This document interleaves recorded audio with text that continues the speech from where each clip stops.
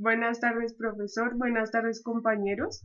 Hoy mi compañero y yo les venimos a explicar el libro El político y el científico, que es un ensayo integrado por dos conferencias dictadas por Max Weber en 1919. Una está dedicada al político como vocación y la otra al científico como profesión. Les explicaré yo la del político y más adelante mi compañero les explicará la del científico. Entonces, el político como vocación empieza cuando Weber da el concepto de político, diciendo que es la dirección o influencia sobre el rumbo que tome una asociación política. Aquí Weber hace relación de la asociación política y dice que es el Estado. Entonces, pues entra en profundidad dando características del Estado, diciendo todo lo que conforma el Estado. Entonces, pues ahí afirma que es una organización de muy alto poder, que donde el Estado se define y se fundamenta por el uso de la violencia, porque pues si en el Estado no existiera la violencia, entonces no, ya se convertiría en una anarquía. Entonces sabemos que anarquía es cuando, o sea, no está el Estado y no se cumple ni la justicia ni la moral sobre un territorio.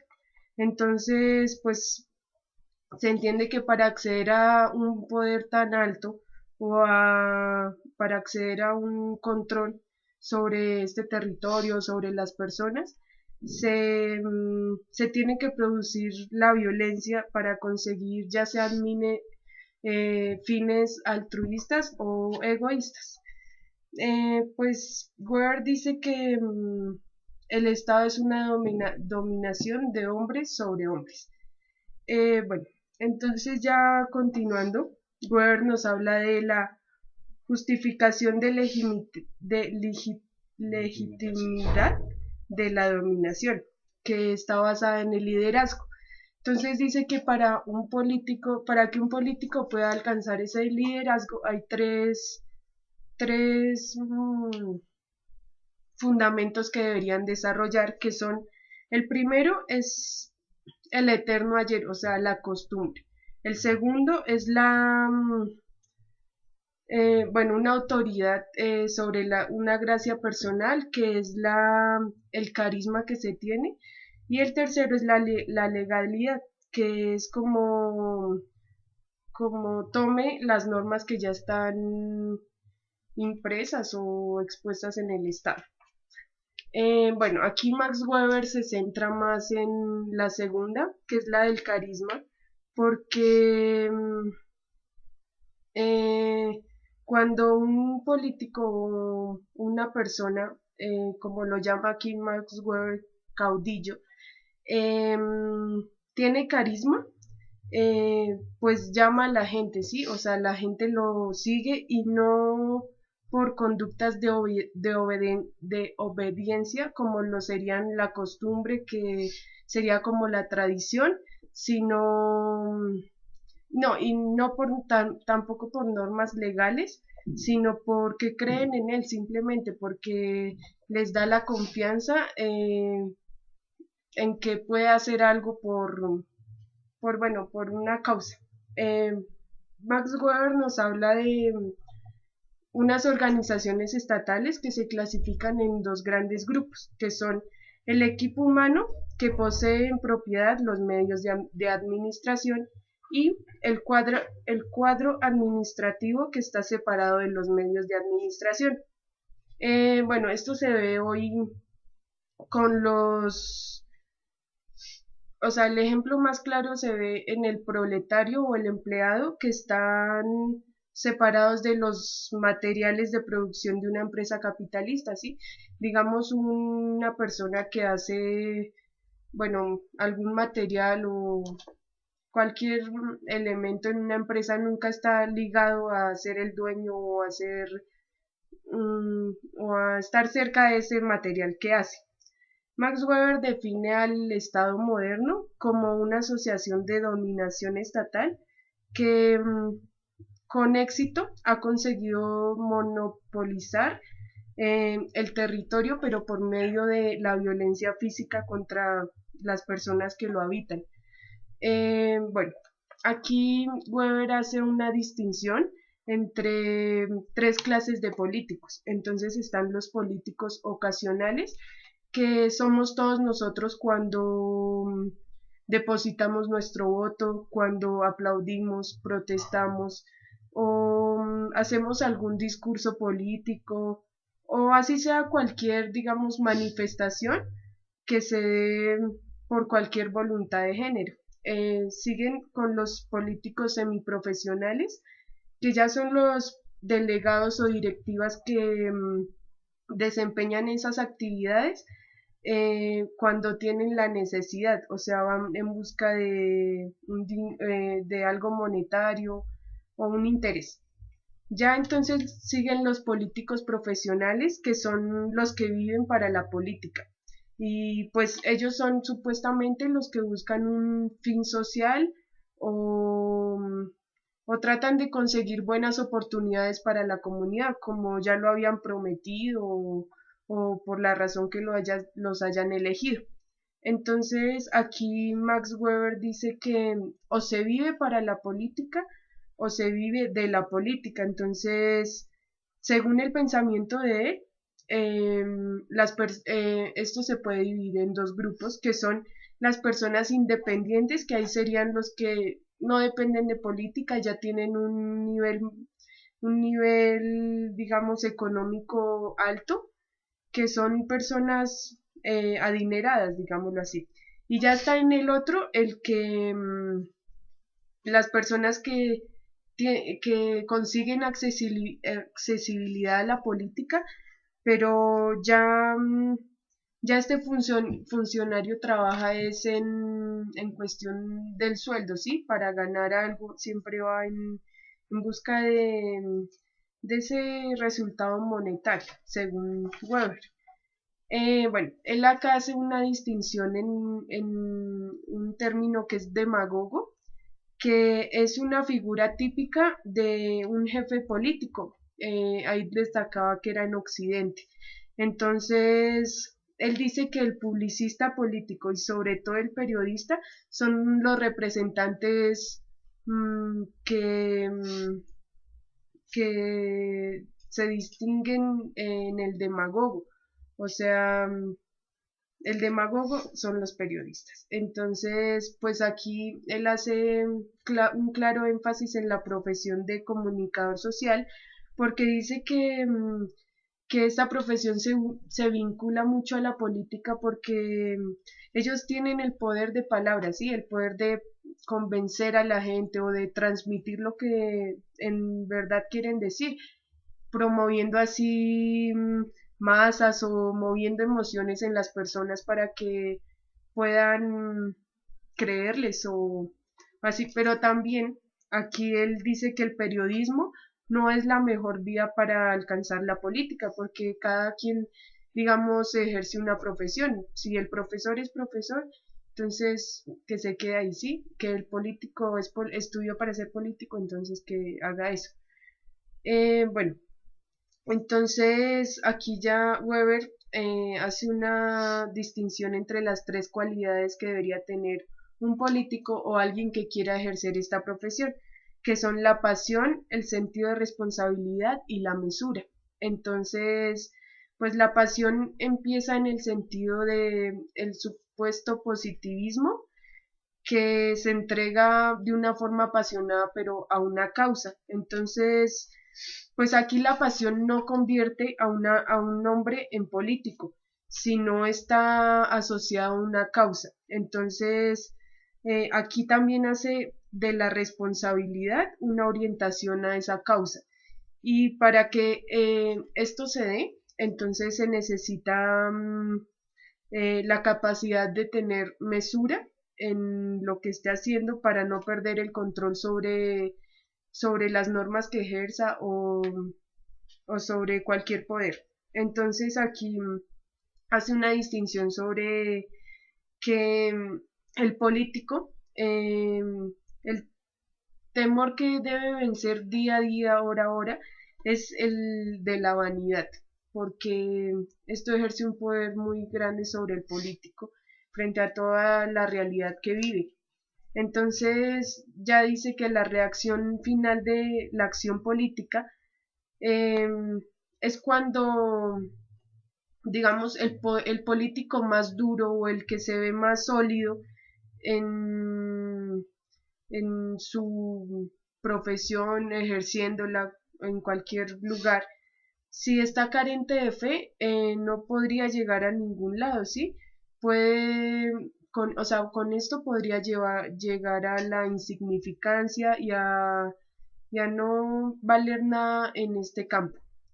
Weber dice que todo aquello que se persigue a través de la acción política, eh, que se trata o sea, por medios violentos, pone en peligro a la salvación del alma,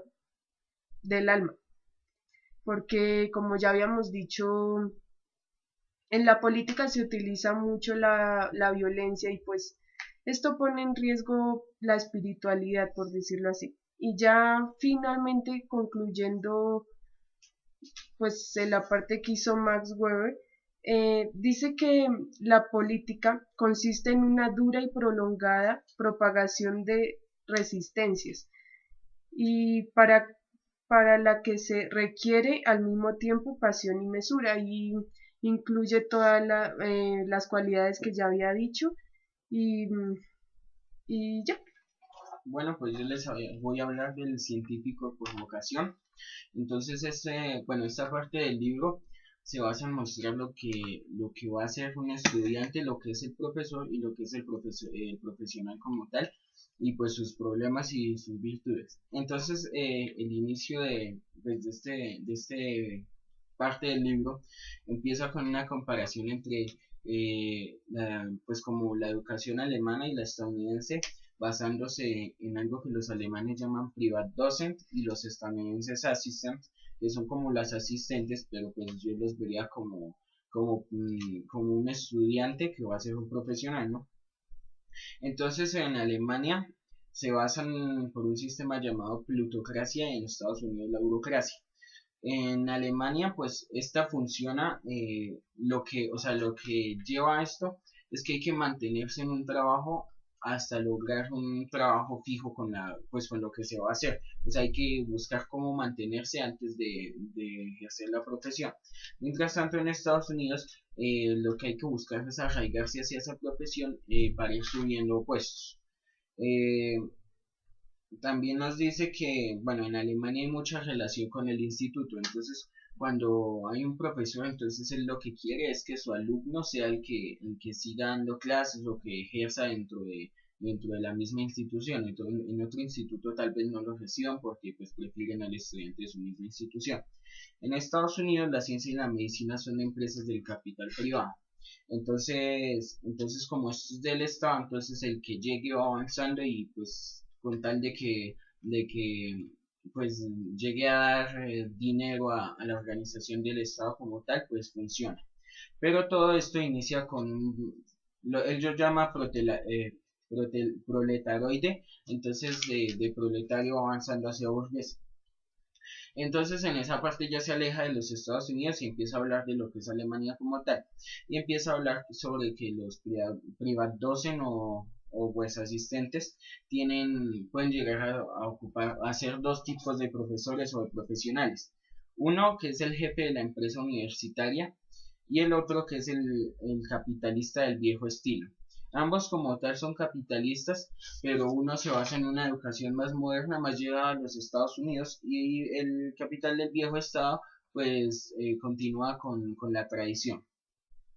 Ellos pues tienen que tener dos cualidades fundamentales, la sabiduría y el saber ser profesor, porque nada sirve de ser la persona más sabia de este mundo si no se saben transmitir los conocimientos, y lo mismo no sirve de nada saberlos transmitir si uno no los tiene. A estos puestos, al de jefe de empresa universitaria y capitalista del viejo estilo, se llega solamente por azar. Entonces el Weber lo compara con la elección del Papa o con la elección de un presidente en Estados Unidos. Como la elección del Papa, pues por suerte, y como la elección del presidente en Estados Unidos, pues él dice que siempre va a ser el segundo o tercero al mando en determinado estado el que tome el siguiente poder. Y pues después entonces nos habla de los problemas que tiene la universidad. Y por culpa de esto existe ese azar, porque la universidad tiene un gran problema y es que lo que busca es tener una mayor cantidad de estudiantes. Entonces siempre busca esto para poder explotar a los mismos con arriendo pues en las ciudades universitarias.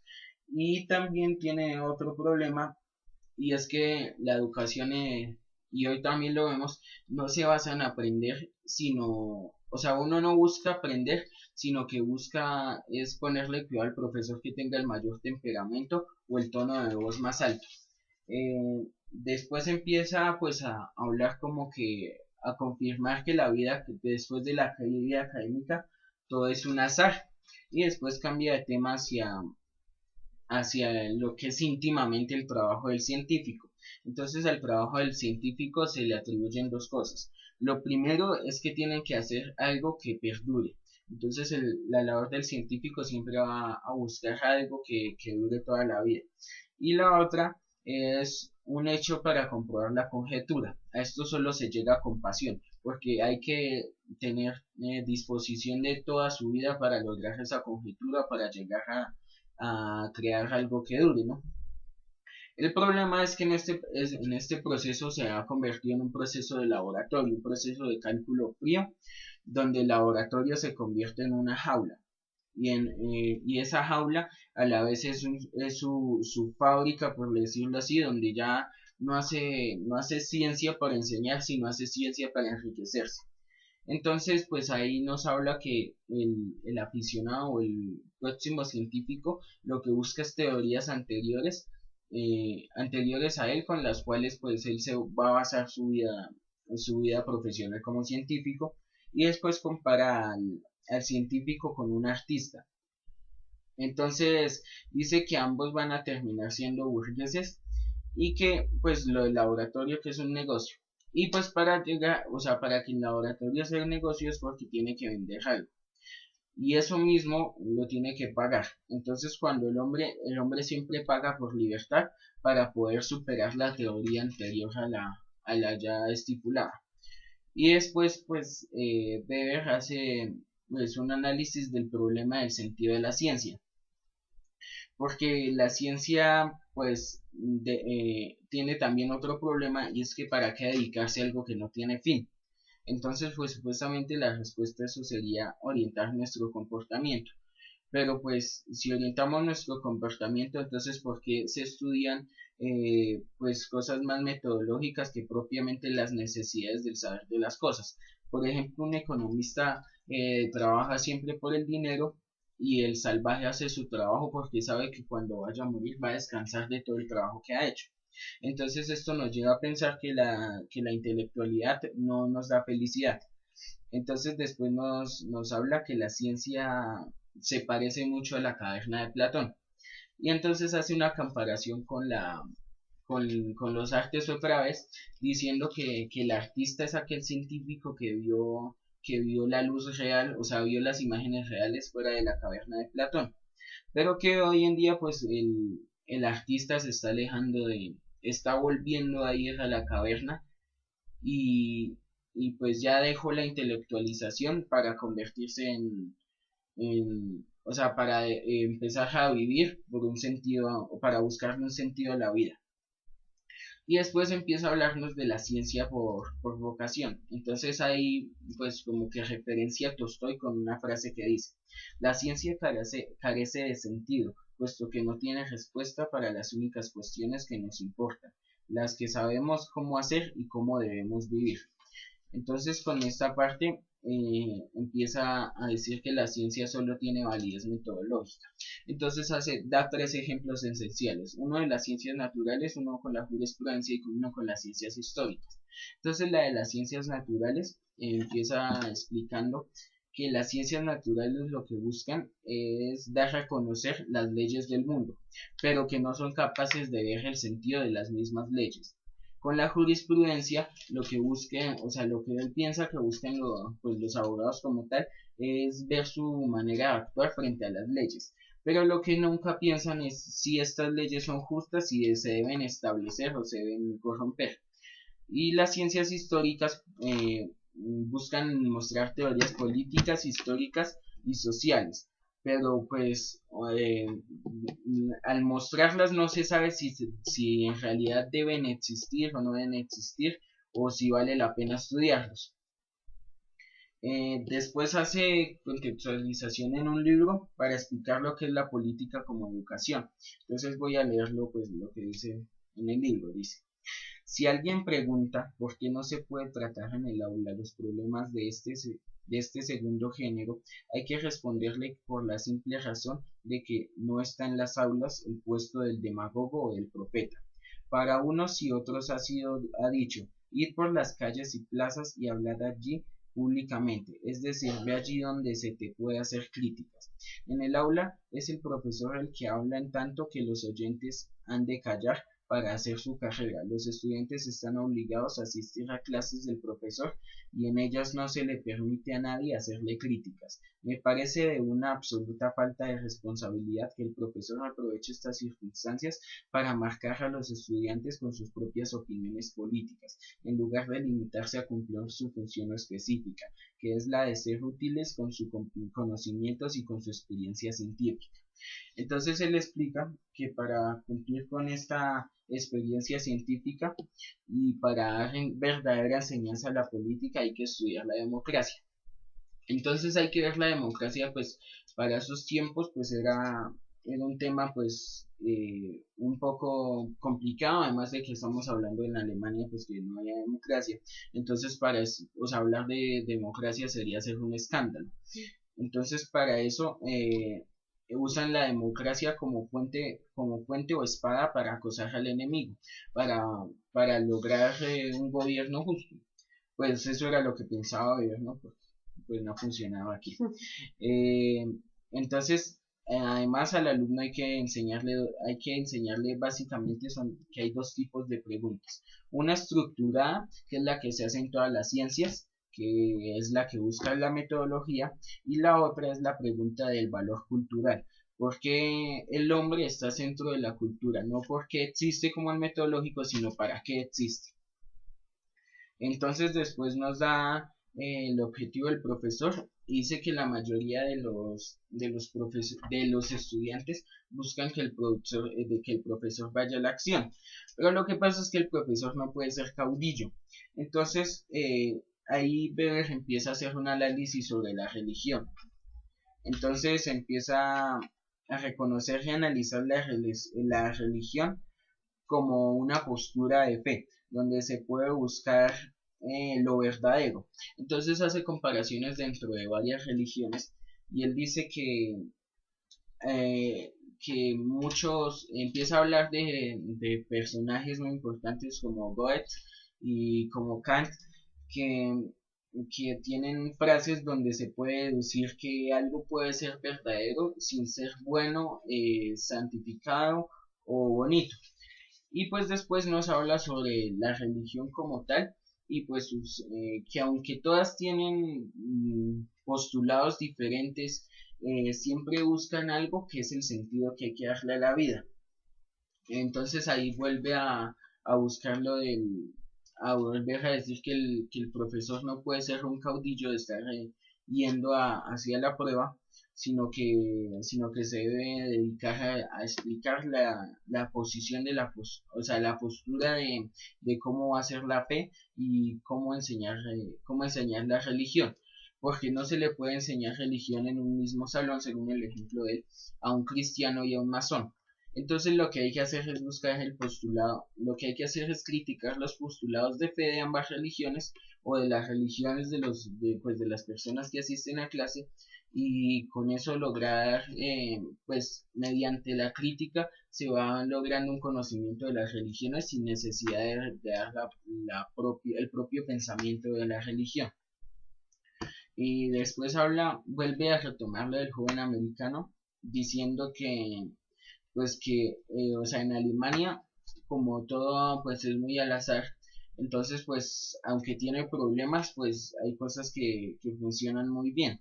Entonces, dice que el principal problema de Estados Unidos es que la burocratización exige un diploma como billete de entrada al reino de los cargos. Entonces, si usted tiene, entre más diplomas tenga, mejor le va a ir y más va a ascender de cargo. Mientras que pues el estudiante alemán todo lo ve muy al azar, pero al igual le funciona porque no tiene que ir a la escuela solo por llenar exámenes para conseguir un cargo, sino que va realmente a aprender. Y al final pues de este libro Marx habla sobre la claridad que debe tener un profesor al enseñar y cómo con esta pues se pueden lograr esclarecer los problemas de fe. El libro finaliza con una frase muy interesante que dice: el pueblo a quien esto he dicho ha preguntado y esperado durante más de 2000 años y todos conocemos su tremendo destino, hablando de los judíos. Saquemos de este ejemplo la lección que nos basta con esperar y anhelar. Hay que hacer algo más, hay que ponerse al trabajo y responder como hombre y como profesional a las exigencias de cada día. Esto es simple y sencillo si cada cual encuentra el demonio que maneja los hilos de su vida y presta obediencia, refiriéndose pues al profesor. Pues ya esto era todo. Muchas gracias por su Gracias atención. por su atención. Hasta la próxima.